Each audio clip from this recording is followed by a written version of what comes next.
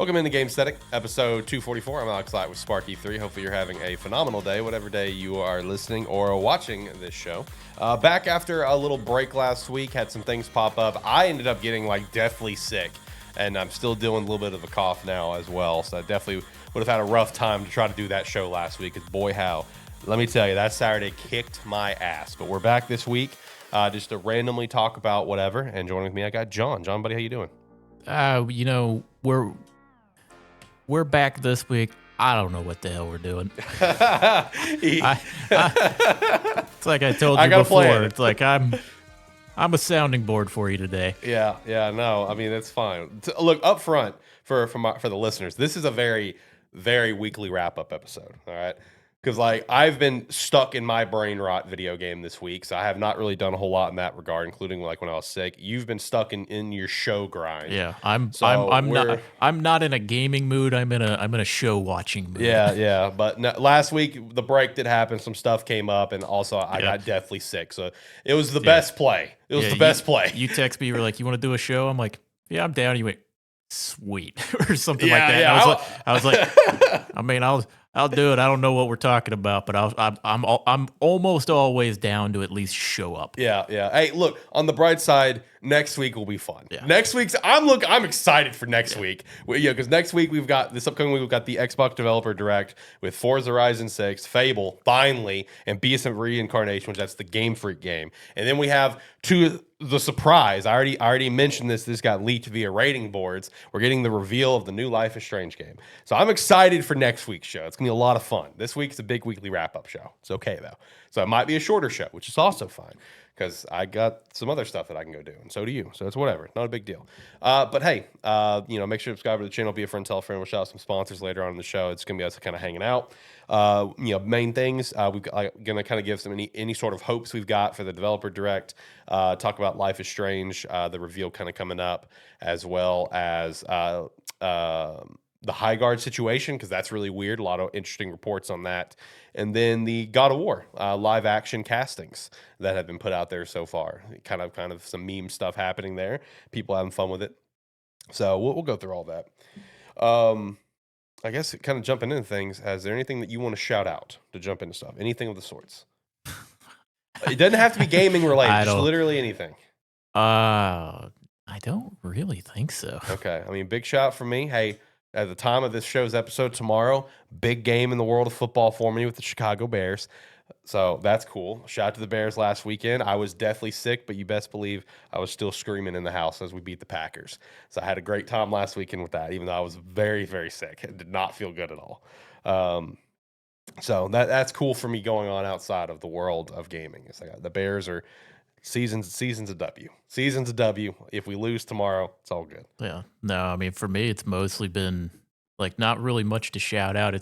I've just been on a chill session for a couple weeks now.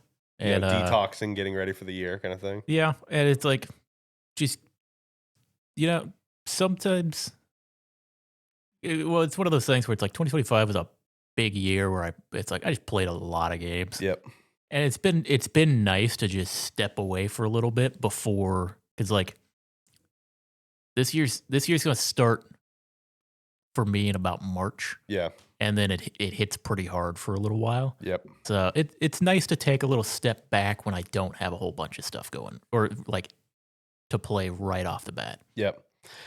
Yeah, no, I can get that, because for me, the next game that I'm planning to buy is Resident Evil Requiem, end of February, so basically going into March at that point. So I've kind of got all of January to kind of just relax, play some brain rot, catch up on some games, play some of the games that I got over December and stuff like that. So I've been enjoying that, which actually reminds me, are you doing Gamesthetic Game of the Week, or do you want me to do it again? I don't care. I can come up with some. I wasn't ready for it, but I find some. All right, that's fine. Because I don't know if I want to shout this out or if I want to shout it out for Gamesthetic Game of the Week. I'm trying to figure out. And I have a dilemma in my brain right now.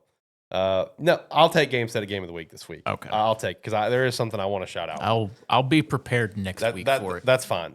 I want it this week, because I do want to shout something out for Gamesthetic Game of the Week this week. Something I'm very proud of.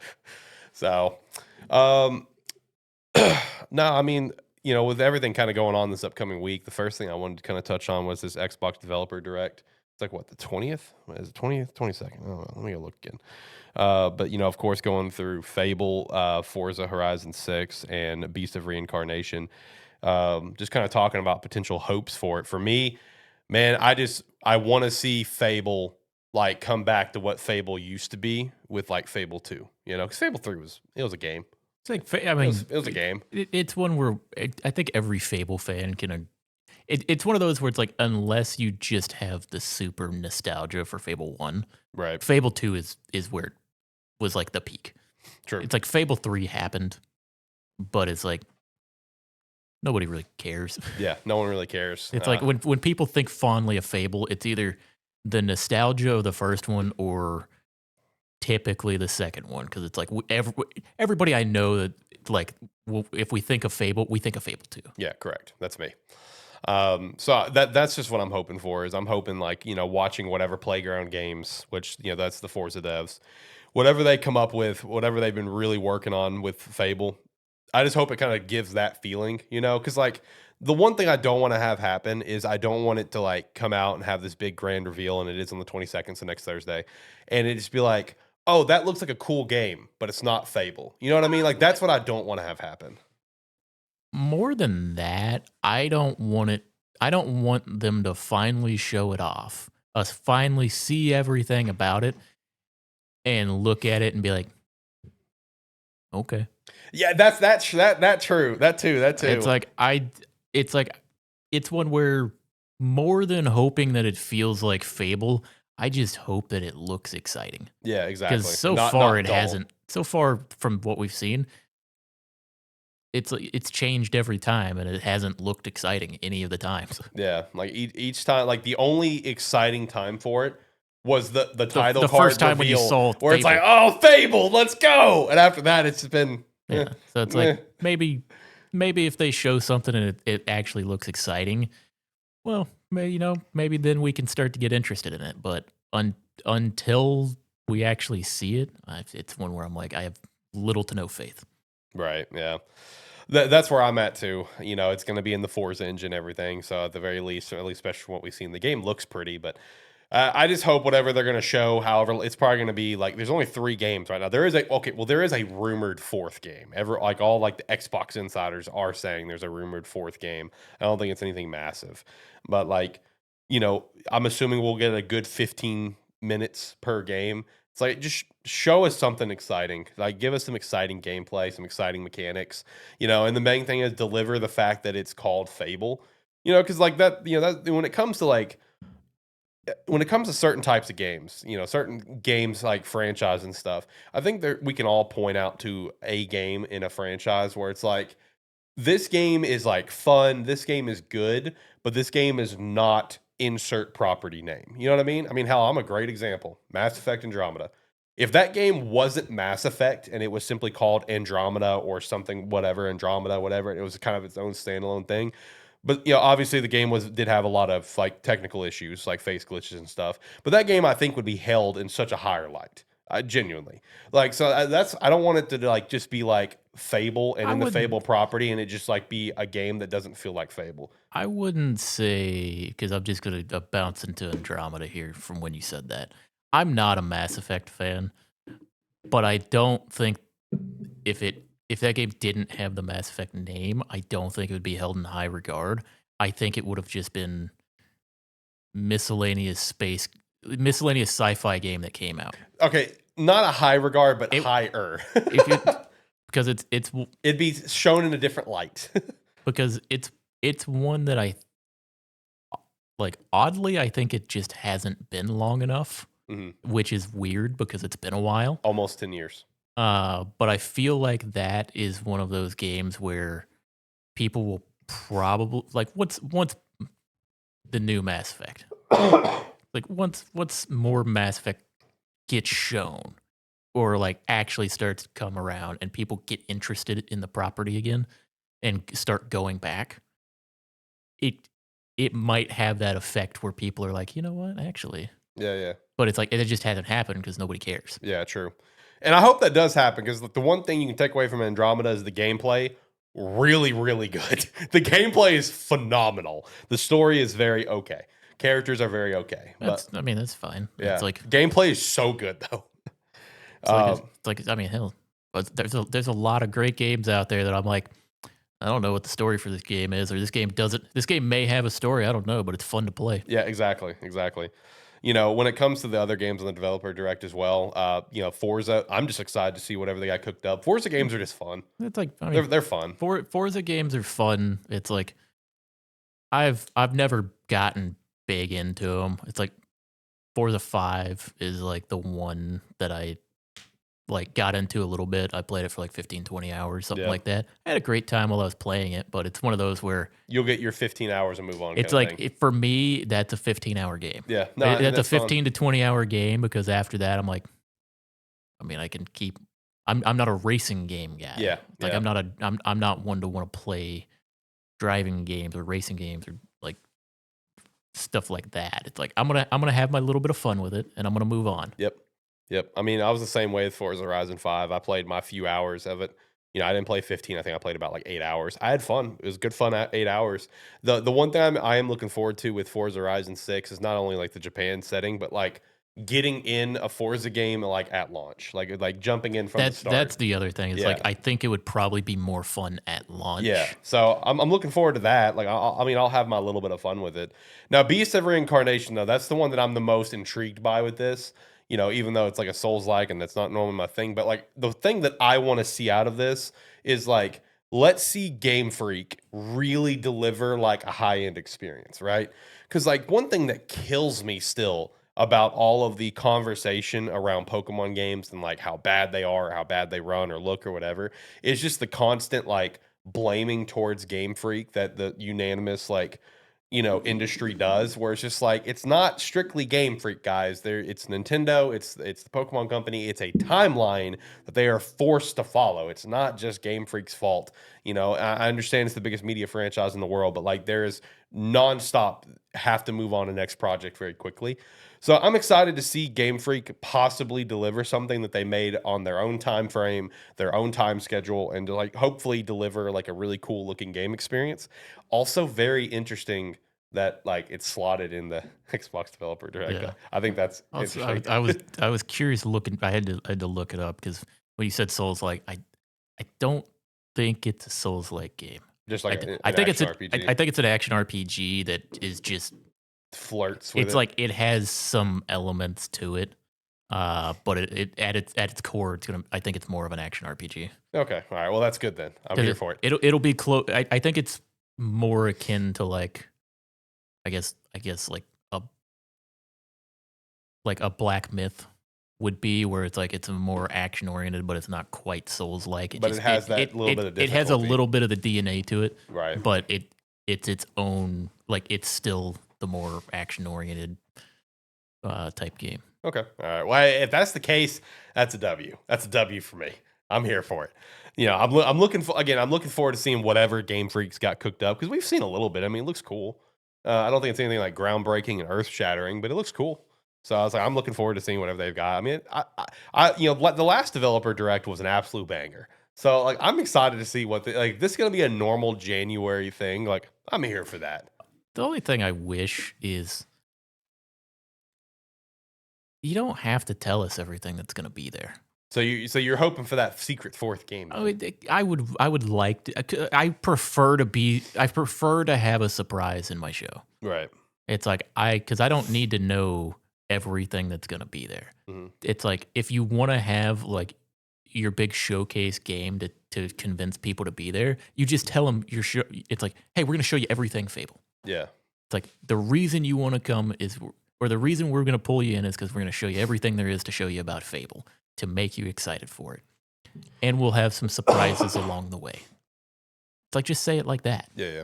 It's like, you don't have to tell us, okay, we're going to do these 3 games. They're going to be slotted for roughly, it's like the showcase is going to be 40 minutes and we're going to show you 3 games. It's like, okay, well, either one of those games is getting 20 minutes or you have another game. Yeah. It's like, just, because it's like, even, I mean, PlayStation, their showcases, they normally tell us everything that's going to be there, but their showcases are normally like one game focused. Mm-hmm. Whenever they have their game dedicated state of play, whatever. It's like they've gone more in that direction. Kind of like Nintendo Directs do for certain games. Yeah. It's like they've gone more in that direction rather than just like a showcase with like once or twice a year they'll do one. But it's like, yeah, because like I think for like game directive things that Xbox does, I think it's pretty much just the last couple of years. It's that direct post the Xbox game showcase it's in like the summer. It's like Because it was what Starfield and then Elder Worlds 2, I think is the 2 they've done. Yeah. Yeah. It's always, hey, we're gonna have a showcase for you, but then stick around because we're gonna talk to you about the one big thing we're gonna release for the year. Yeah. Which I actually was going to bring me to a question. Whenever it comes time for summer, you got 3 options. What do you think the direct is going to be this year for Xbox? Xbox Game Showcase plus one of these 3: Clockwork Revolution, Fable, or other game completely. It's other game completely. Okay. You have any thoughts, or just not one of those 2? From my prediction earlier in the year. Bethesda. It's gonna be Bethesda. So it's just gonna be Xbox Game Showcase plus Bethesda Showcase. Is that how it's gonna be worded? You think? So they keep it a secret. It's just gonna say it's just gonna say like Xbox Game Showcase plus like Bethesda, whatever. or not even saying Bethesda because you don't want to spoil it beforehand. Yeah, they're just gonna say plus a showcase. Or plus a show showcasing like some of the games shown off for like a deeper dive. Plus extended showcase. Yeah, plus like extended showcase or something like that. And then Right. after they do their big reveal, then the title will populate. So if it's like, that's fair. Like Fallout or Elder Scrolls Yeah. or something, then it'll populate immediately afterwards because they'll show it off and then like someone will walk on stage and be like, and it's like more of this will be shown off in our like Elder Scrolls dedicated direct afterwards. Yeah, our extended showcase, whatever it is. Yeah. Okay. Yeah, that's fair. That's fair. That is exactly what you predicted. My fault. Are you excited for Clockwork Revolution? I don't remember Clockwork Revolution. Okay. Probably if I see what it is. So I it. can probably jog your memory pretty easily. Clockwork Revolution was the steampunk game that took up a huge portion of that Xbox game. That was like aggressively long, like 5 to 8 minutes worth of a trailer in the Xbox Game Showcase. Does that ring a bell? Because like that sticks out to me. Steampunk kind of, but it was so long. The problem is like that steampunk vibe has kind of come back for a lot of games. Yeah. So it's where they all kind of get mixed up in my head. All right, that's fair. No, that was just, dude. I remember like last Xbox, it kept coming up. Where it's just like, okay, so this will be the end of it. All right, never mind. All right, then it's like 3 minutes later. Okay, so this is going to be the end of it. Okay, never mind. We're still going. I went and I looked at the trailer afterwards. I think it was legit, like almost like a 10-minute trailer. They just dropped into the middle of the Xbox Game Showcase. Yeah, you gotta also remember, it's like I'm gonna forget the 10-minute showcase. I'm gonna remember the 30-second trashy showcase. That's true. That's true. That's true. You show me the 20 seconds of this one game. You show me the 20, 30 Winterboro. Well, it's like, I mean, that's a fun little cutesy game. Yeah. I'm thinking more like, what was it? We messaged about it recently, or relatively recently. It's like the You gotta describe it. I'm lost. Multiplayer, like I think it was Korean third-person shooter. We messaged about this seriously? What are you talking about? Yeah. You were asking. We were talking about it a little while back. Is it like an online game? Yeah. Oh, crap. I'm looking for it. Yeah, I don't know, man. I gotta look through our. Oh God, where would that be at? No, you show me stuff like that where it's like my trashy. I'm gonna put 300 hours in this in like 2 or 3 months type game. Yeah, I'm gonna remember that. It was some online slop for you, wasn't it? Oh yeah. Oh God, what was it? John and his online slop. I don't remember what it was though. I'm sure it'll come up. You got a lot of online slop coming out. You got the Cube and God, what was it called? Maybe is this the same game? Actually, hold on. Now I'm thinking, is this the same game? Is like Probably. Cinder City? Yeah. All right. Yeah. So all right. Okay. Yeah. All right. Yeah. We got it. We brought it back. We brought it back. Cinder City. I couldn't remember. I was thinking Scarlet for some reason. Yeah. Cinder City. I remember now. Cinder City. Yeah. You show me some trashy looking stuff like that, and that's gonna stick out in my head. Yeah. Cinder City. I don't remember what the game was called, but man, can I play that trailer in my head? Yeah. Right. Right. You and your online slop. Oh, yeah, you got some good ones to look forward to, man. You got Cinder City and the Cube. I wouldn't say good. Well, you got stuff to look forward to. Oh, I God. love that. Like that's my guilty pleasure type stuff. Like you talk about like your comfort games and that.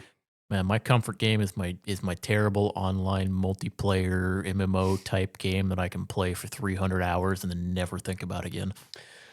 Yeah. I think the closest comparison I've got for that is probably like my sports games, like college football, because I'm currently back on my college football kick. I'm running a dynasty right now and having a lot of fun. And, it's just earlier before you got here, I re-recorded my ranking of every game I played last year. So the way my ranking is set up is I got I only have 4 games I played last year I legitimately just did not enjoy. And then after that, everything up I enjoyed to some extent. And the bottom 2 of the I enjoyed of some extent is WWE 2K25 and College Football 26. And I literally said for both of them, I don't feel comfortable putting these ever any higher because these are games I'm going to get on, in WWE's case, play 100 hours of my GM mode, and that's it. And college football, I may play 300 hours, but it's a college football game. It's not that crazy.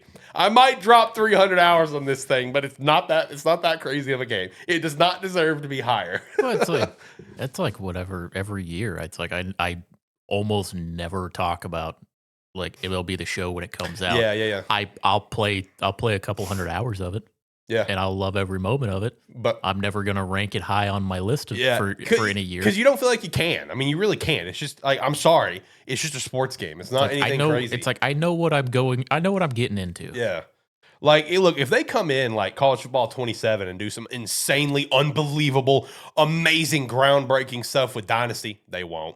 Then, yeah, maybe I can look at it where it's like, oh, I mean, there was a lot of features that made the game a lot better for me, where maybe I might give it the number 10 spot, but nothing higher. Because I do love those games, and I play them for 300 damn hours or plus. But yeah, no, those are some brain rots for me. That's why, like, when I did my ranking, they're at the bottom of the enjoyment list because I can't put them higher. I just can't. Like, they're not anything crazy for games. In terms of also looking forward to games and stuff, though, shout out to the official reveal of the new Life is Strange game this week. Because like it got leaked previously with the ratings boards, Life is Strange Reunion, and it had a description and everything, and it is carrying on. Looks like the story of Double Exposure, which this is really cool for me. I played the game, I really enjoyed the game, and I have the title of this video and the show as Life is Strange Lives On, and the reason I titled it that way is because like, it was kind of dicey there if they was going to continue because the Life is Strange Double Exposure did not sell very well. It reviewed fine, but it did not sell very well. They did not turn a profit on that game, at least from what Don't Nod or Double Fine. No, it's 9 Deck. Yeah, no, Deck 9. I'm mixing up all the damn names. Don't Nod was the original devs. That was the OGs for 1 and 2. This one's like Deck 9 or 9 Deck or whatever. Deck 9. They up front said that, or like Square, whatever, they said it did not turn a profit. It was actually pretty ugly. It was pretty bad.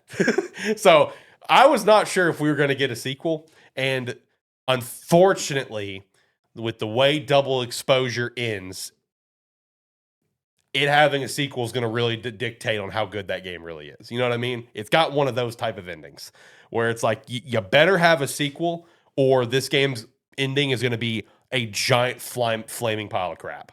So I'm glad we're seeing another game continuing on the Double Exposure story, and that can only be very safely assumed considering that the description we have does reference the university that Max is working at. But hey, Chloe and Max reuniting for this game. So that's going to be pretty cool. It's got some fans slightly kind of upset that like the canon ending is like destroying the town, but I was like, that's kind of the canon ending in all the games. Like that's kind of a consistent thing of like, yeah, arcade, like even in 2 and 3 or 2 in like True Colors or whatever. It's like that's kind of the consistent thing of like, yeah, this stuff has happened, you know. Yeah. So it's not really that big of a deal. It's one where at some point in time I want to go back because it's like I haven't played all of the Life is Strange games. I have not played 2. Is the only one I have not played. I haven't finished 2, and I haven't played Double Exposure. Have you played True Colors? No. True Colors is fun. But what I want to do is I want to get them all. Yeah. And then just sit down and play all of them. There you go. It's like I want to do that at some point. Oh yeah, there's also Before the Storm too. Yeah, I played that. Okay. Yeah. No, it's I would like to go back and actually play all of like sit down from like on a like start on like a weekend and then just play it that weekend and then if I need to play it throughout the week and the next weekend and then just sit down and bust it out. Yeah. And play through everything. Yeah. Well, whenever you decide to do that, let me know because I've got physical copies for True Colors and Double, so I can let you borrow them for PS5. Yeah. It's like at some point I'm gonna want to do that. Yeah. Definitely do the Double Exposure. I mean, do True Colors too. True Colors is fun, but definitely do Double Exposure so you can jump in at Reunion at the start. Because I'm excited for it, man. Because the premise that they have like for like the kind of leading up to it is interesting. I mean, let's see, I got it typed here on the script. Where's it at? So the premise essentially it focuses on Chloe coming to the university to find Max, and she's haunted by nightmares and impossible memories, and she needs Max's help. But Max is already dealing with a crisis of her own with a deadly inferno that's going to destroy the campus in 3 days. So I don't know. It's kind of interesting, because the way Double Exposure goes is that you find out very quickly. This is not spoilers. This is literally like at the get-go of the game. This is how the establishment of how the game's going to kind of kick you off in the first like couple hours is that Chloe and Max are no longer talking. They're not friends. They're two separate points in life. And so it's kind of interesting just kind of hearing this, that they're going to have her, they're going to reunite and Chloe needing Max's help. And then Max has her own thing going on, which means Chloe's going to probably help her. And then you have all the stuff with the characters, some Double Exposure. So I'm really excited for this reveal. It's one of those things where it's like, just knowing that it's going to come out this year, already it would already slot into like top 10 most anticipated. They're just fun games, man. They're just really fun games. They're fun story. So I think that when was that? That was the 20th. That's Tuesday. So shout out to that. Tuesday at 12 p.m. Central Time. We will see an official reveal for Life is Strange Reunion. So I'm very excited for that. Like I said, it's going to be immediately one of my most anticipated games of the year right out of the gate. Just knowing that it is coming this year. That will be a day one pickup. That will be set down. Let's get through this. Let's have a good time. Hopefully have a good time. Hopefully have a good time. Those games can really strike you down sometimes. Let's touch on that Highguard situation. That game, that game comes out in like 10 days, right? Yeah. And there's been like no talk of it. Well, it's like because nobody cares. No talk. Like the Twitter account for Highguard has went silent since the Game Awards. There's That's because it's no marketing. It's probably because they announced it and everybody just clowned it. Yeah. It's like you can spend the money marketing it, or you can just be like, I guess we'll just put it out and see what happens. So here's the interesting thing about this situation. Because like you and I and everyone in the world said that like, hey, that Game Awards could have been so much better if you just like swapped where Highguard was with like Star Wars, we would have been cool. Everything would have been great. Apparently, Jeff personally put that in there. Apparently, they did not pay for the final spot. Jeff liked the game so much that after, reportedly, the real final game got internally delayed and let Jeff know, and they pulled it from the showcase. Jeff offered the Highguard team, hey, do you want to be the final spot? Because Jeff just really likes the game, apparently. So they didn't have to pay for it.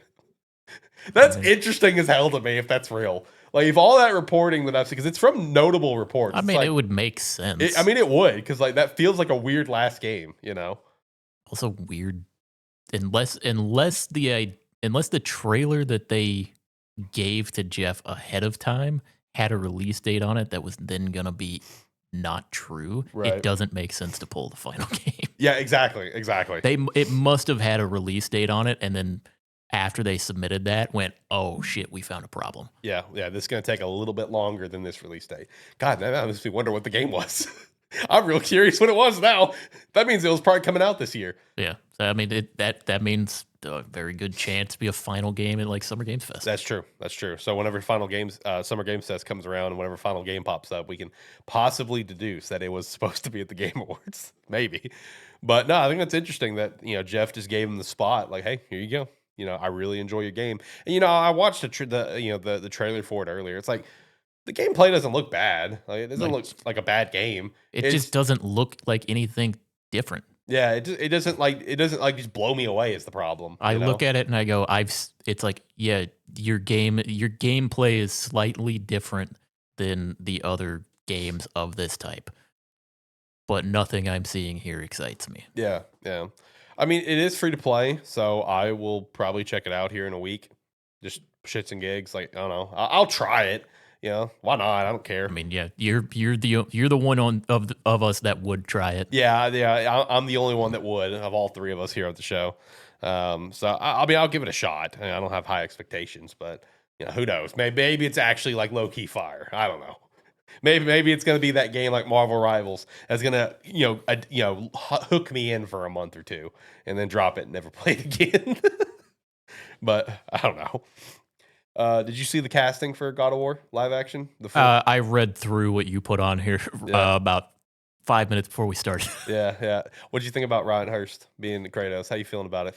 Isn't it funny that they got Thor from God of War Ragnarok to be Kratos? Well, I didn't even realize that's what it was because, the name didn't immediately ring a bell to you. I didn't even see that you had messaged me about it for like a full day. Yeah. But I had seen it start popping up. I was like, "Who the fuck is this?" I don't pay attention to names a lot of times. Yeah. Where it's like, it's not something that immediately clicks. A lot of times, but it's like when I went to look it up, it's like, I mean, it's one where for me personally, I'm gonna have to see what he looks like. I'm gonna have to see what he looks like when he is embodying Kratos, and that's gonna be the determining factor. But I mean, as far as for right now, all I can be is optimistic. Yeah. It's like I can hope for the best because God, I don't want to hope for the worst on this. Hey, this is one of my favorite franchises of all time. Yeah. Featuring your also franchise that features your single favorite game of all time. Too. It's like it's like God of War 2018 is pretty much my favorite game of all time. Yeah, and it's where it's like I can only hope that like this casting is going to work and this casting is going to embody everything that I want it to. Yeah, no, I mean, when I saw the news, my first thought was, this is like, that is an interesting and funny casting that they casted Thor from Ragnarok to play Kratos. And now the internet is immediately saying, please get Christopher Judge to play Thor. But Thor's already been casted as well.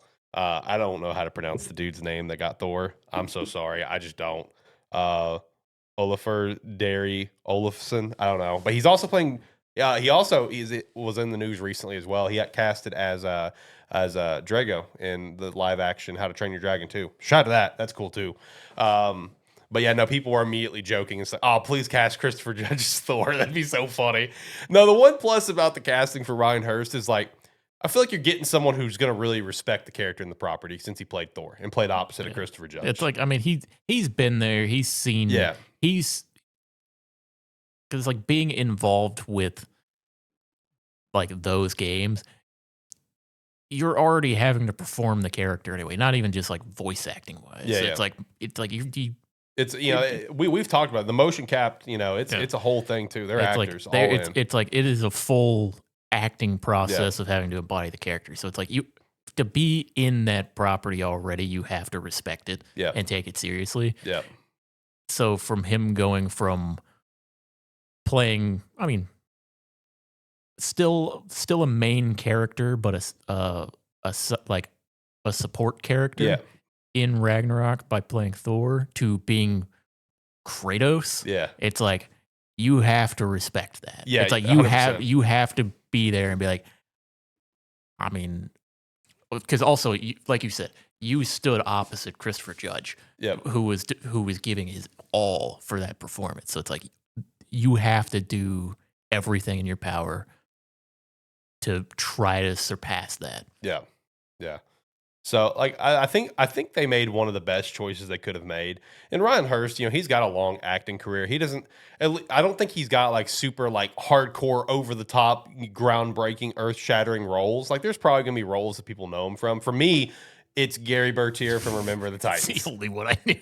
Gary Bertier from Remember the freaking Titans, the best sports movie in history. It's one where it's like when I looked his name up initially, that popped up, and I went, really? Yeah, Gary Bertier, baby. I love Remember the Titans, man. The movie's awesome. It's a great movie.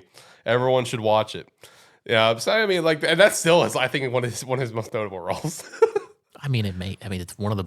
It's one of the best movies, like movies in general, to ever come out. It's great. Yeah, it's not even one of the best sports movies. It's one of, I would argue, the best movies. Yeah, it's an incredible film, top to bottom. And it's like.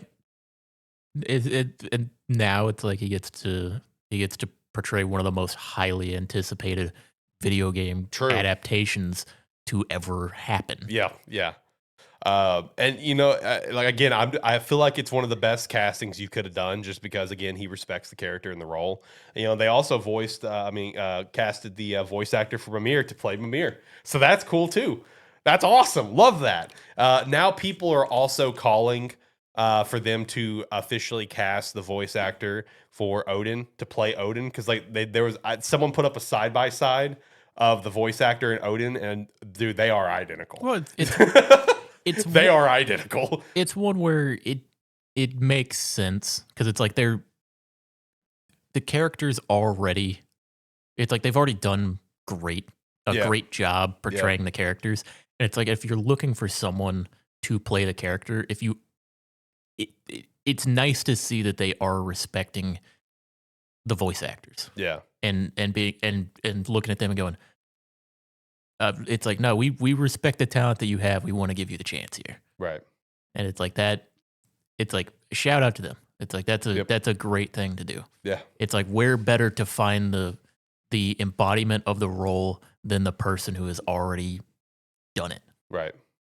Yeah. Like whenever possible. Yeah. And there's still a few roles to get announced, of course, of course we have Atreus, we have Freya, Odin, the dwarves as well. Brock, and forgot the other guy's name. I'm drawing a blank. His brother. Drawing a blank. Drawing such a blank right now. Lost it. It's gone, brother. It's gone. I feel so bad. It's gone. I don't got it. Gone for John too. I don't have it right now. Gone for John too. Yeah, no, there's still a few castings like out there. Yeah, it's like there's plenty of other characters to pull from. Yeah, yeah. And it'll just be as they go through it. It's like we've said, at this point,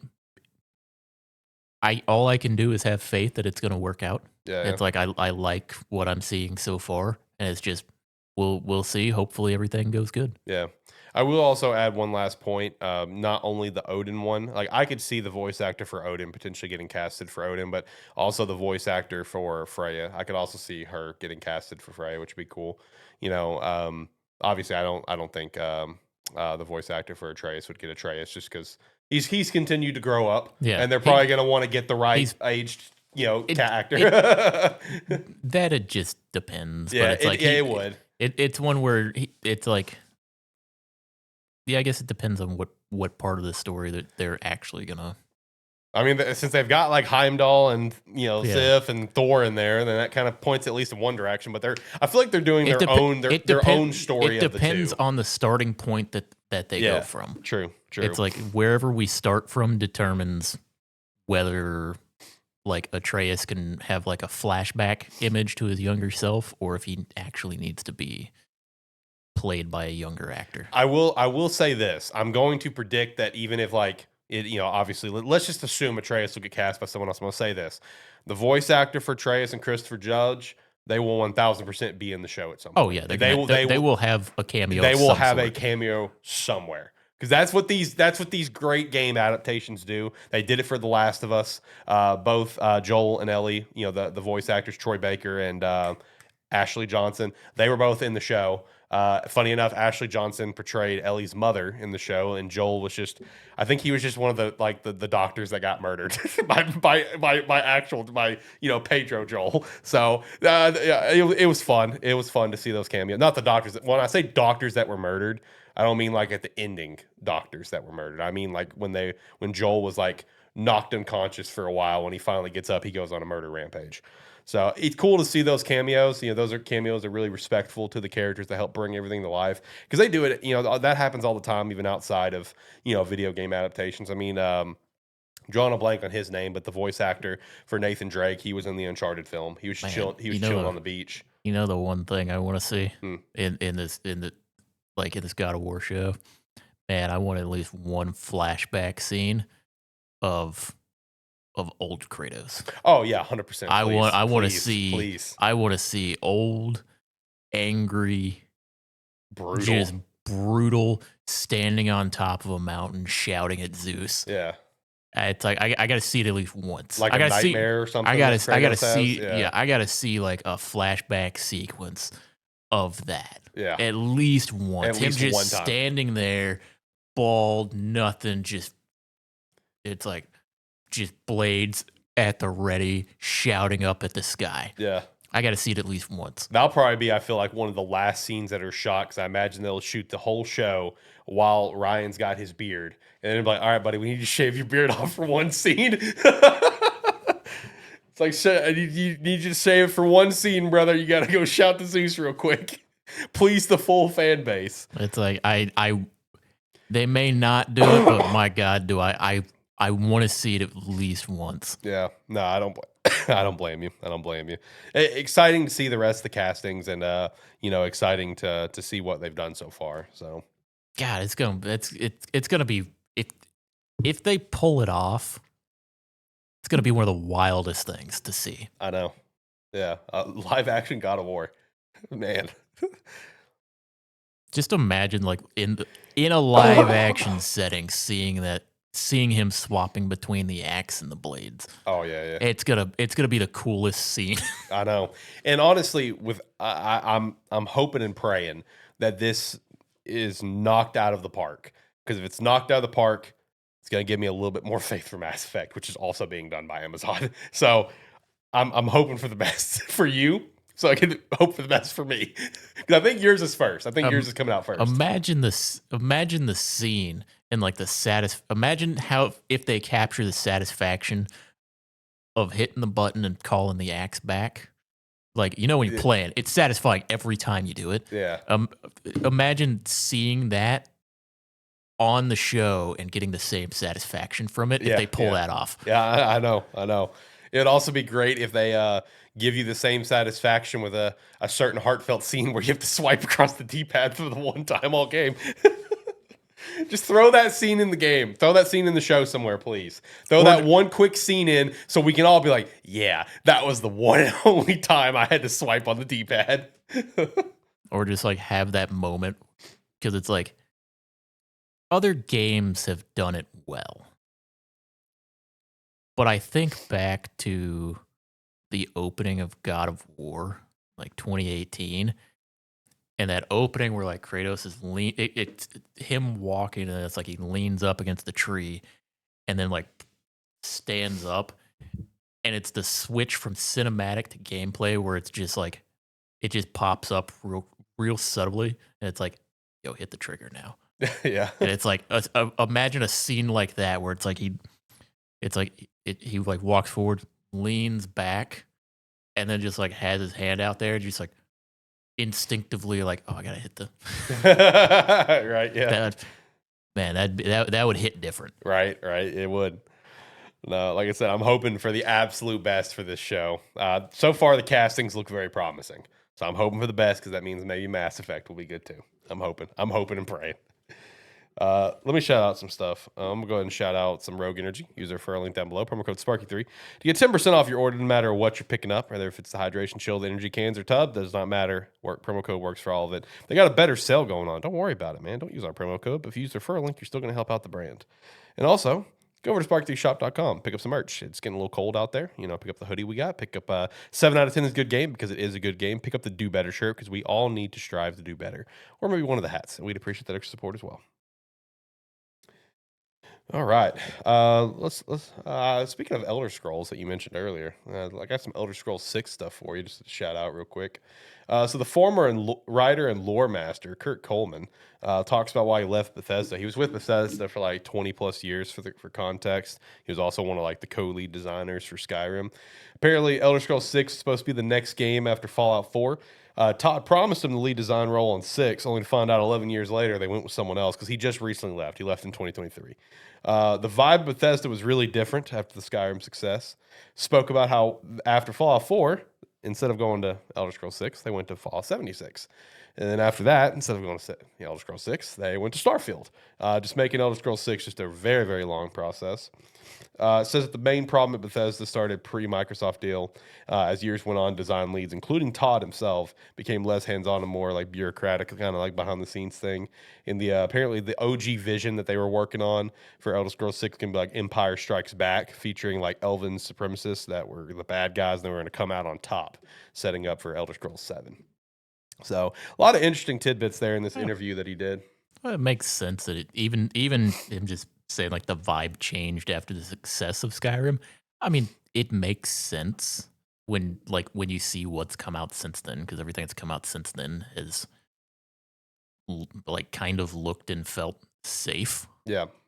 And it's one where it's like I don't know if you remember this, but remember back in the Skyrim times, there were like I remember videos and stuff where they would have times where they would just let people work on whatever, and if it was and it's like if they thought it was good enough, they'd just put it in the game. Yeah. And it's like that's how a lot of the stuff for Skyrim got put in the game. Like one of the DLCs, for Skyrim, remember, was have your own house. Yeah. That was one of those things that somebody just worked on for an afternoon and was like, here's my idea. Oh, cool. Yeah. And then it's like stuff like that got put in. So a lot of the stuff that made it feel special back then was just they would give people like a Friday and be like, just create something. Yeah. Create something. If we like it, we'll put it in. And it's like they achieved crazy success. And then now it's like, okay, well, we gotta be safe in our approach. We have to release something that hopefully everybody likes. They try to appeal to everybody, and by doing that, nobody cares. Mm-hmm. Yeah. No, I mean, and that's definitely been how it's felt, for a while. And hopefully Elder Scrolls 6 can kind of bring back that feeling. It needs to. That's like the same level of like anticipation as like what GTA 6 was. Or is, to an extent. I know obviously GTA 6 is going to probably eclipse that, but to an extent, it's kind of the same level. So it's like hopefully Elder Scrolls 6 has that feeling where it's not safe and it's like they're really ambitious with it. Because like even Starfield for the longest time felt like just like a safe game, and I thought it was okay. It's gotten better apparently. I have yet to go back to it. I have heard that it's gotten better, but from what I had played of it, I was like, I have zero interest in going back to it. Yeah. It was what I thought it was going to be. Yeah. Oh my God, you nailed it so hard on the head. It was exactly what I expected it to be, which was a generic Bethesda space game. Yeah. I remember still putting out that short of you talking about that and your prediction, and you just taking it on the shins in the comments, and all for you just to be right. I mean, it's just where it's like Bethesda is not the company to do anything bold and innovative anymore. Yeah. It's like they have their formula and they're going to stick to it, and their formula is Skyrim, but somehow like less innovative. Right. So, hey, maybe if they do end up showing anything ES6 this year, maybe it's going to show us some innovation, I did see a little comment recently, and obviously it could very, very, very easily just be portrayed as like, oh, well, Forza Horizon 6 and GTA 6, which that's probably all it was, but it did get some people raising eyebrows where, Xbox, the official Xbox Twitter account, responded to somebody some comment on about the developer direct, whatever, about being excited for Forza or whatever. And Xbox's account said it's a big year for games with the number 6. That's all they said, or something along those lines. People started looking at that like, are you secretly teasing that we're going to find out more about Elder Scrolls this year? Is that what you're doing right now? Like, I know it's Forza Horizon 6 and GTA 6 this year, but are you low-key trying to tell us something? So maybe your prediction's going to be spot on. Who knows? I mean, it's one where it's gotten clowned on a lot for how long it's been since they talked about it. Yeah. And it's like it's kind of gotten beyond the point where people are mad at people are no longer mad necessarily. We were mad 2 years ago. Yeah. It is to the point where if it is not talked about at all this year, I have lost interest. Yeah. Until it finally comes back. Even then, it's like we're already beyond the point where like I am gonna get excited just by seeing Elder Scrolls 6 pop up. Mm-hmm. It's like now it's been long enough to where you have to show me Elder Scrolls 6 and you have to show me something worth playing. Yeah. It's like you can't just show me generic fantasy game at this point. Like 4 years ago, generic fantasy game I would have been all over. Would have ate that up. It's like now I need something to explain why it's taken you so long. Correct. Besides just defaulting to, well, we had, this game and this game. Like, no, let's hear something a little bit more. It's like you have to show me something worth announcing it 6 years ago. Yeah. It's like you have to show me why I should be excited. Right. No, I agree. And hopefully if it comes out where it's just like Xbox Game Showcase and it has no tagline, all right, there's red flags. Something's coming. Something's big. Or if it comes with the Xbox Game Showcase plus Extended Showcase, some wording like that that's not around a game, or simply they're going to flat out tell you Xbox Game Showcase plus Bethesda Showcase, and hey, we are about to get something big. If it's any of those three, we're about to get something big. If it pops up like that, I'm going to be getting excited because I'm going to be thinking I called some shit. Yeah, right. If it's anything else, if it's Xbox Game Showcase plus Fable Showcase or plus Clockwork Revolution, all right, well, we're not getting shit this year. But if it's anything of those three, just simply Xbox Game Showcase, nothing else. Xbox Game Showcase plus Bethesda. Xbox Game Showcase plus Extended Showcase. I would say the plus Bethesda is the least likely option. I would say if it pops up, I would be expecting to see Xbox Game Showcase plus like or plus whatever direct, like miscellaneous direct afterwards or showcase afterwards or something like that. Right. Then I'm gonna be like, am I on some shit here? Yeah, it's like, oh man, did I hit something? Am I actually doing good this year? Yeah, no, don't worry. I'll make sure to circle back to that prediction if we end up calling it. I'll make sure to highlight that. It's like previously on GameSthetic. Like this was on, January 3rd of this year. Nailed that one to a T. Hopefully that happens. Yeah, hopefully that's the ideal path. That was probably like that was my long shot of the year. Yeah, I know. Which actually reminds me, I'm gonna post it tomorrow. I was gonna post the video of just that Bethesda part. I cut it up this week since we had the break last week. I cut up some stuff from the last episode as well. So I'll post that tomorrow. Your Bethesda thoughts. So it'll be somewhat fresh after this episode. Next thing I have is some maybe possible Exodus red flags. People that are excited for Exodus, like myself included, are getting a little nervous.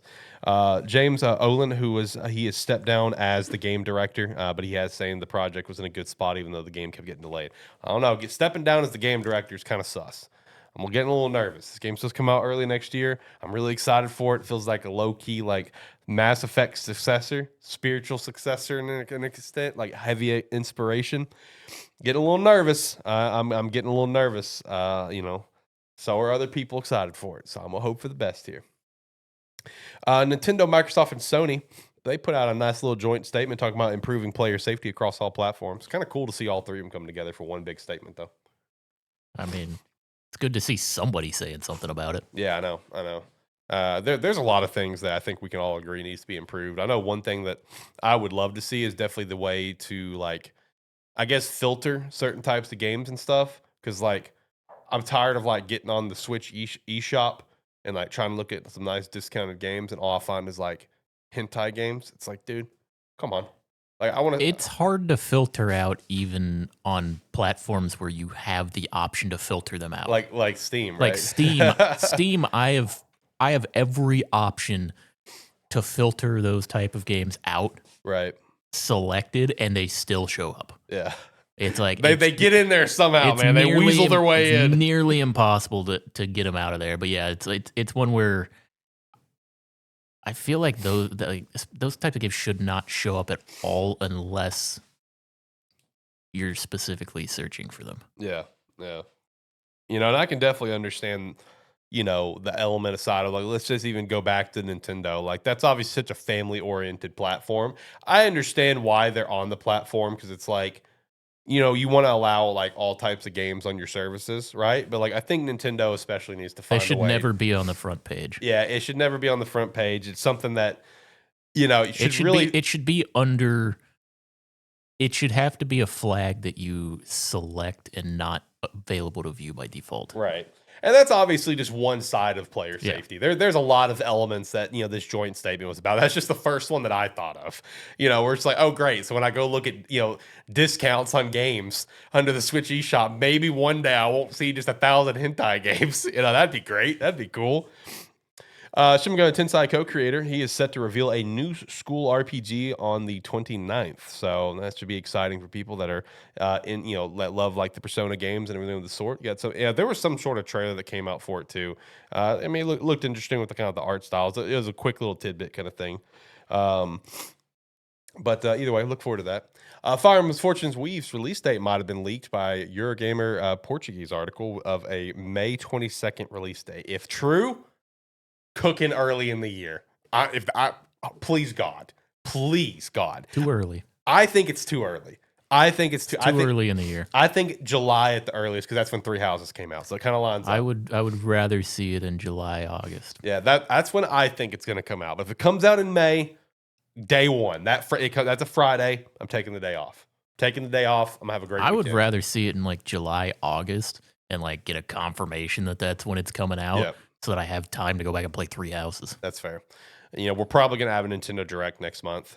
So I'm probably going to see that game then. I would be shocked but if it's we like didn't see it. I would like to see it later in the year as well because once March hits, that I've got like I got a couple hundred hours worth of games coming out in March that I'm going to want to play. Yeah, like Celeste 2. Yeah, it's like Celeste 2, Crimson Desert. And Yeah. it's like there's a lot of big stuff for me coming out around there where I could easily spend hundreds of hours playing those games. Right. So it's like I would like to be able to play those as much as I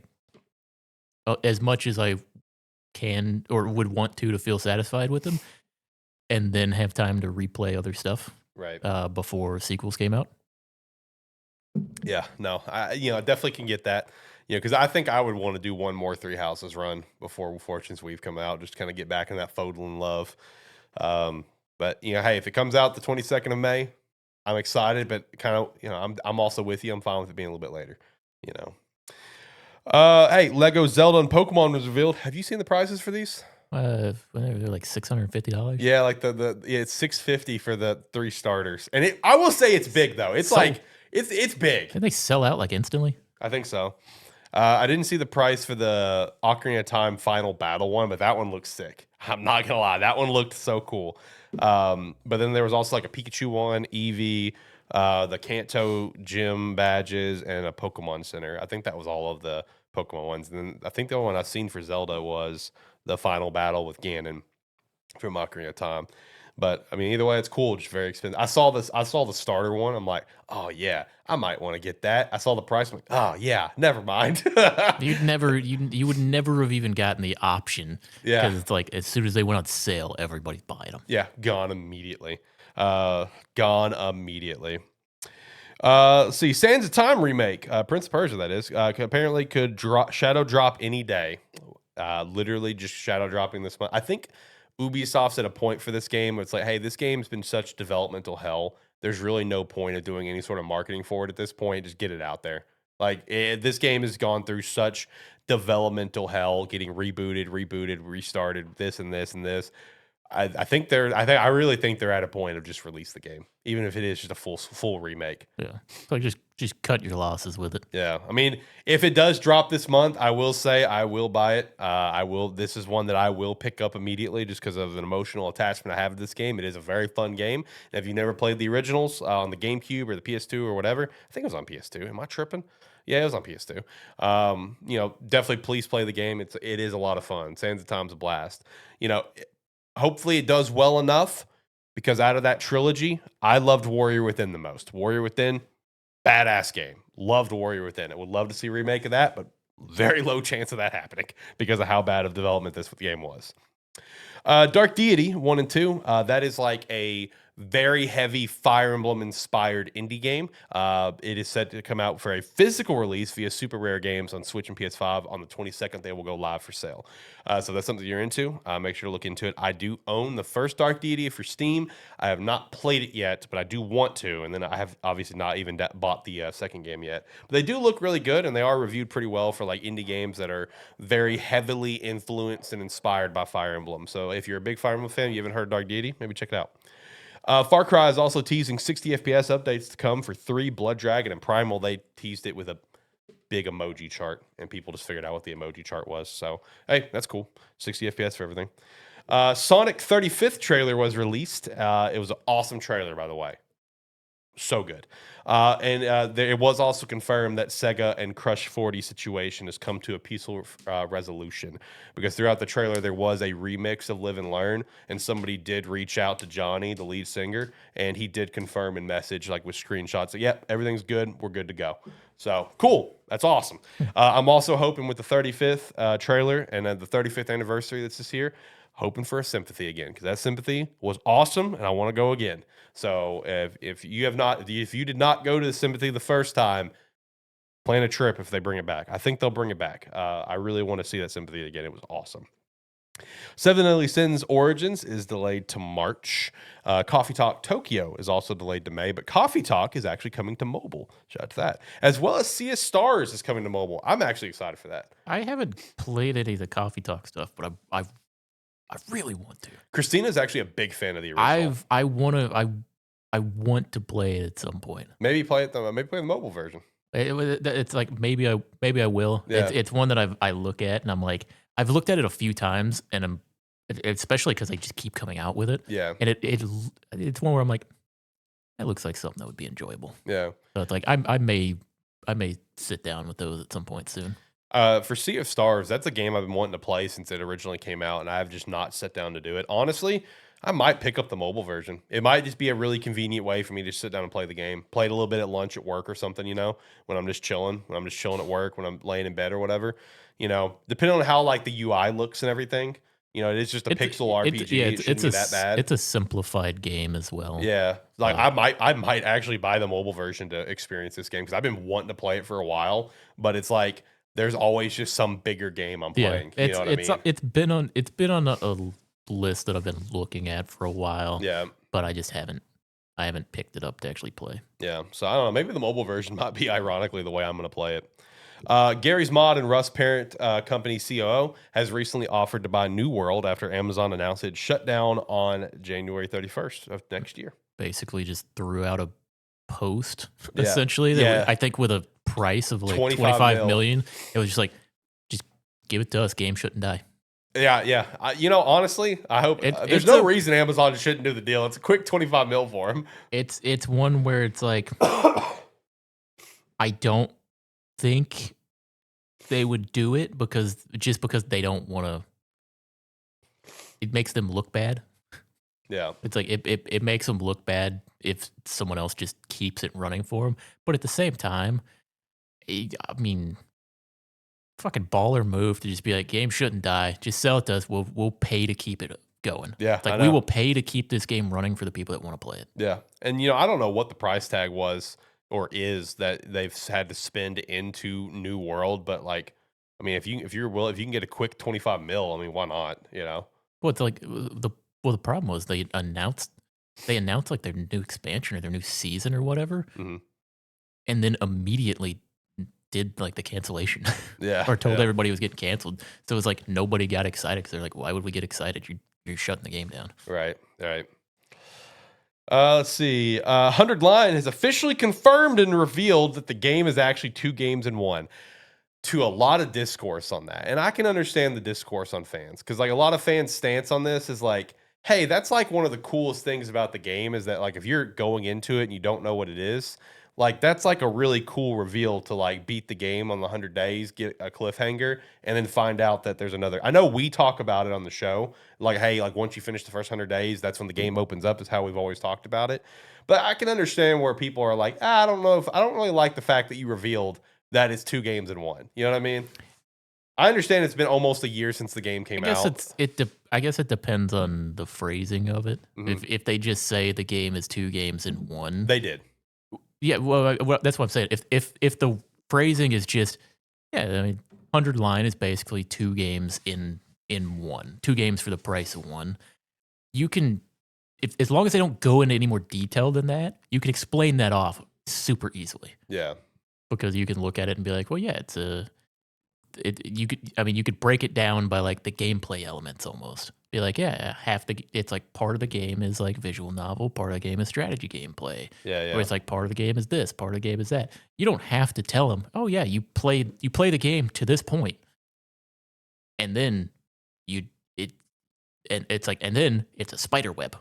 Yeah. So, okay, the exact messaging they put out, I don't know if they flat out said, oh, the hundreds of routes kind of thing, whatever, even though it was kind of clear. That's been all of the marketing. I mean, like But everybody they did flat out put up the images side by side of 100 Line Last Defense Academy 1 and 100 Line Last Defense Academy 2. They flat out put that out. And that's where it's just like, all right, come on. But I don't think they went into full details. They just put out like, hey, it's actually 2 games in 1. You know, you do this and you get 100 Line Defense 2 or whatever. So it's like, I don't know. Why was that even an announcement? Like the game sold well. It's not like you have to push to sell the game more, you know? You didn't go bankrupt. Like, well, it's a weird thing. I mean, it's a weird thing, but it's also one where, yeah, I mean, the game eventually sold well enough. Yeah. It may also just be a thing because they want, you know, it is such a huge time sink of a game. They want it's one where I don't see the harm really in looking at it and being like, it's like we might as well put some more information out there about it because there's probably people looking at it and it's like these days, especially almost a year after a game comes out, I may not buy a game without looking up a little bit about the game. Yeah. And if you're looking up about the game and you hear people talking about, because any research you do on this game, you're going to hear about 75 different routes somebody's done or 75 different endings somebody's had, and you're going to go, what the fuck? Yeah, exactly. It's like, and then you're going to want to know a little more about that. So it's like, for some people, that's the draw. Or hearing that there's two different versions of the game, essentially, that's it's like, yeah, that's going to turn a lot of people away. But some people that are just going to get intrigued by that. Right. And you know, that was me. I was the one the psychopath is like, that sounds intriguing. Let's go. And that's why I still love the game. I still want to sit down and continue doing some more runs because I want to see what other possibility wild routes you can possibly take the game in. So next up, Eidos Montreal is apparently developing an unannounced quadruple A game in Unreal Engine 5. Oh, buddy. The second quadruple A game out there alongside the critically acclaimed Skull and Bones. Can't wait to see how this is going to flop, especially behind the unbelievably, incredibly, always optimized Unreal Engine 5. This doesn't tell me that this is going to be a massive commercial flop at all. Everything I just read tells me this is going to be a massive success. Jesus Christ. I don't know why any company would put quadruple A unless they were just making fun. Yeah, that's what I thought too. Like I was like, is that actually a term we're using seriously? It's like they have to be doing that and then producing a double A game. Right. And just shoot, like, taking the piss. Yeah, exactly. Like that, if it's not that, then they fucked up. Yeah. CM Punk is confirmed to headline the WWE 2K26 showcase mode that the 3 of us will not play because we'll be playing my GM mode. I also saw a lot of people point out that like there's gonna probably be a lot of CM Punk's greatest moments that are not gonna be in that mode because like of just wrestlers that are in AEW or whatever. Like, CM Punk's cash in with Alberto Del Rio, ECW championship, stuff like that. Like, it's just not going to be in there just because it's like, it can't, just because of, conflicts or whatever. So I was like, oh, that's a good point. There's a lot of great CM Punk moments that will not be in that, but there's also a lot of other great CM Punk moments that will be in that. I mean, I'm not going to play it, though. I wouldn't. I love CM Punk to death, but I'm not playing it. I wouldn't play it. Yeah. It's my GM mode or nothing. Yeah, it's like I don't buy WWE 2K25 or 26 to play the game. Yeah, we play my GM mode. Like I buy it to play like my GM or something like that. It's like I don't play the normal game. God, my GM mode is so. My GM mode could legit be like a standalone game, like as a standalone, like cheap spin-off, fun little game. It totally could. Yeah, like that's why I buy the game. I don't buy it to play. I care less about the actual gameplay. True. Look, I'll get on there and I'll play my 100 hours of my GM mode and get off, and I'll enjoy all those 100 hours. Yep, great time. Also, rip Anthem, officially dead. Servers went offline. Rest in peace. What could have been? The funniest thing about it was, did you see the fact that after they announced it, you couldn't actually download the game? Yeah, I know. I also saw someone point out that like you couldn't download the game, but there was still like an option where you could buy the EA Play trial because it was like advertised with it. Like, oh, buy the EA Play trial and you get access to this game. Like that was still on there after the games went down. I was like, that's weird. Like nobody uses the EA Play thing anyway. So no, it's like they don't. They haven't updated it since Anthem came out. I want to know who out there actually has an EA Play subscription on its own without like you don't have Game Pass, because if you have Game Pass, you have access to EA Play. I want to know who's got EA Play on its own. Please tell me. Please enlighten me. I want to know who's got the Ubisoft Plus subscription. Please tell me. I want to know, because that also comes with Game Pass. I want to know who has these things. I want to know subscriber numbers. Damn it. Oh, it's probably just the people that were on PC, because it's got to be low numbers. Though. Because it's one where, especially the Ubisoft one. I don't know about the EA one did it as well, where I don't know if they still do it. I would hope they still don't do it. But years ago, they would, like, if you bought a game that used EA, or if you bought an EA game on Steam, or you bought like a Ubisoft game on Steam, right, they required you to download the like associative launcher, and you would launch it through Steam, but that would just launch the launcher, and then you had to download it and play it through the launcher itself. So there's probably people that just had that, kept the launcher installed, and then just ended up using that for certain games, and then just was like, fuck it, I'm already here. Yeah. Yeah, like I said, it's probably really low numbers though. But no, that's probably the best case scenario. It'd have to be only PC players. So I don't know. Like I said, if you just get Game Pass, you get access to both of them. They're all on Game Pass.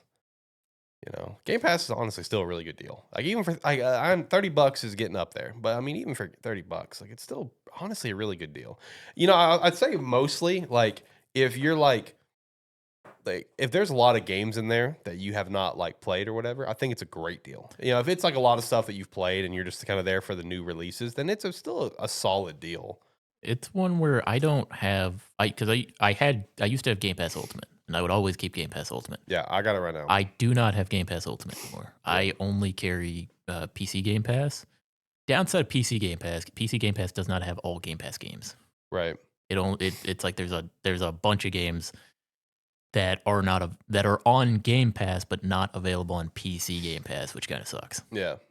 But it is what it is. It's like PC Game Pass is like $16 instead of $30. Mm-hmm. So I'm like, I'll carry it. It's like I'll carry the PC version of it and not worry about it outside of that. And then just hope that anything that I want to play is actually coming to PC, or like the PC version. Right.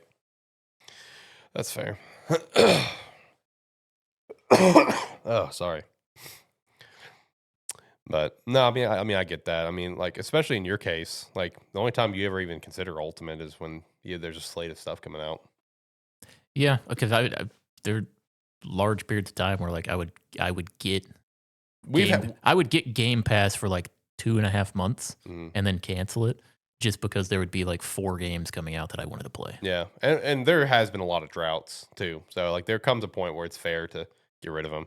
I don't know. I keep mine year round, but I just buy the cards, so I only pay it 3 or 6 months at a time. Like I'll buy a couple 6 months cards, and I loaded up right before the price officially went up, so I got it at the old price for a couple cards. So I'm good until April. And then once April rolls around, I gotta decide. Okay, do I want to? Do I go ahead and just do it because like maybe this is coming out, or do I get another card? I got to figure that out. That's an April Alex problem. That's not a current Alex problem. I'm gonna keep enjoying Game Pass right now. You got any other things to shout out? I don't think so. Okay. All that's left is Gamestead Game of the Week. I will be taking this one again. Yep. You seem pretty excited about it. I am. And I'm excited about it for a certain reason. And I got to say, I wanted to wait on this, but the unfortunate problem is I don't know when that dude's coming back. I don't know when that dude's coming back, Zach, the other co-host of the show. So for today's Gamestead Game of the Week, this is going to kind of be a two-parter. Because it's going to be Gamestead Game of the Week. Because I will say, yes, it is Gamestead Game of the Week. 1,000%. It's something you should go try out and play. But it's also going to be a little bit of a game review at the same time.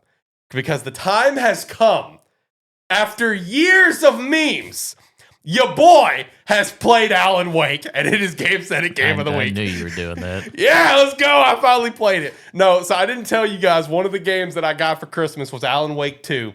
That has Alan Wake Remastered, and I kept that one close to the chest. And I was like, I'm going to play this. I'm going to hit him with it at Gamestead Game of the Week. So it's kind of a mix, because you should go play it. I'll go ahead and establish that. You should play it, but it's also a little bit of a game review as well.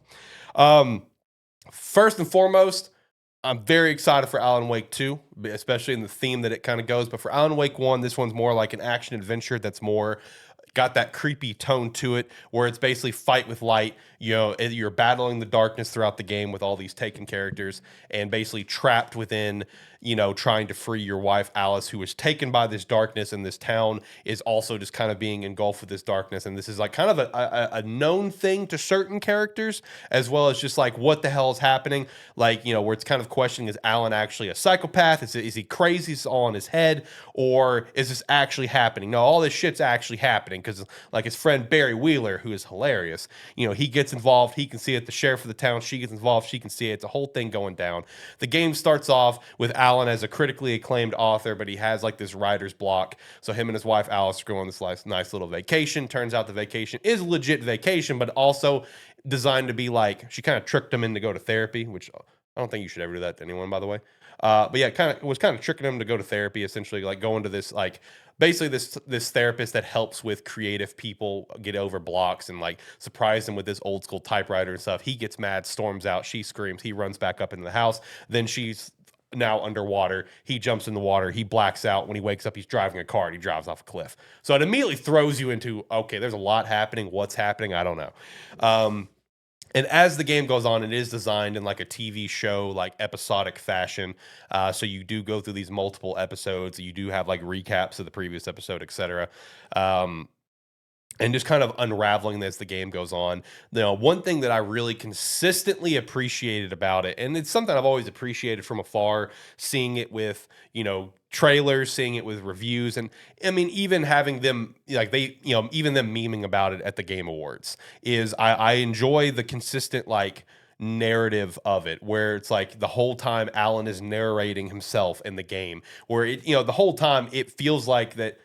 To an extent, it feels like you're almost experiencing the game as if it already happened, kind of thing. And he's kind of telling the story. Like, oh, yeah, oh, kids, this is what happened to me all these years ago. It kind of gives that vibe of where throughout the game, it's like Alan is like speaking, it's just like, as you're playing, you hear Alan says like, oh, yeah, it's like, if I can get to this light, everything will be fine. Oh, well, I just had to figure out what's going on with this. I had to get to Barry as soon as possible. Like, it's you're telling the story as it goes. And as you go through the game, you can pick up the different pages of the manuscript and kind of figure out as the story continues to progress.